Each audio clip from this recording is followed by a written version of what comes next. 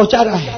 دیکھو داڑھی دیکھو, دیکھو چہرہ دیکھو, کہاں ہے داڑھی, کہاں ہے, کہاں ہے میرے دوستوں. بھلے آئینے میں تو دیکھتا ہوگا, تو اپنے آپ کو ہینڈسم کہتا ہوگا, یا تو جو بھی سمجھتا ہوگا, ارے تو بہت اچھا ہوگا. میں تو کبھی کبھی کہتا تو میرے سے بھی اچھا ہوگا, ارے میرے سے کیا تو بہت سو سے اچھا ہوگا. لیکن نبی کی نگاہ میں تیرے چہرے پر لعنت اتر رہی ہے, اللہ کی نگاہ میں تیرے چہرے پر لعنت اتر رہی ہے. اس لیے کہ ہمارے نبی بس اتنا خیال کرتے ہوں گے قبر مبارک میں, میرا امتی تجھے میرا چہرہ تک پسند نہیں آیا, اے میرا امتی, اے میرا امتی تجھے ماں کا چہرہ پسند آیا, اے میرا امتی تجھے بیوی کا چہرہ پسند آیا, ارے تجھے اپنے معصوم بچوں کا چہرہ پسند آیا, تبھی تو بچوں کو اپنے گلے لگا لیتا. میں نے کیا قصور کیا تھا, میرے چہرے پر کون سا داغ تھا کہ میرا چہرہ توڑ کر تو نے یہودیوں کا چہرہ بنا لیا.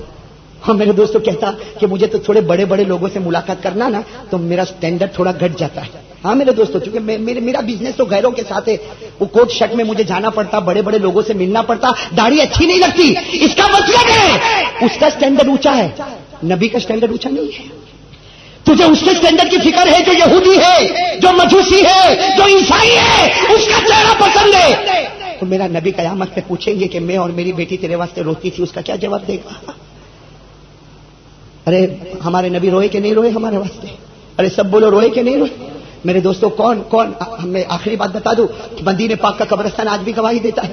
مدینے کا جو سب سے بڑا قبرستان جنت البقیع, جس کا دوسرا نام بقیع گھرقد, اسی قبرستان کے باہر رات کے سناٹے میں, قبرستان کے باہر رات کے سناٹے میں ہمارے نبی سجدے میں روئے ہیں, روئے ہیں, روئے ہیں, روئے ہیں. آپ کی داڑھی مبارک سے آنسو کے قطرے ٹپکے. وہ حضرت فاطمہ فرماتی جس زمین پر آپ نے سجدہ کیا وہ زمین بھی آنسو سے بھری ہوئی تھی. ارے میرے دوستوں کیسا رو رہے ہوں گے ہمارے نبی, کیسی آہ نکلتی ہوگی, کیسا ہمارے نبی تڑپتے ہوں گے, کیسے ہمارے نبی بلبلاتے ہوں گے. وہ تو حضرت فاطمہ وہاں پر پہنچ گئی, ارے بیٹی تھی پہنچ گئی, ابا کا رونا برداشت نہیں ہوا, دونوں ہاتھوں سے کندھے مبارک کو پکڑا اور اٹھایا, کہا ابا رونا بند کر دو.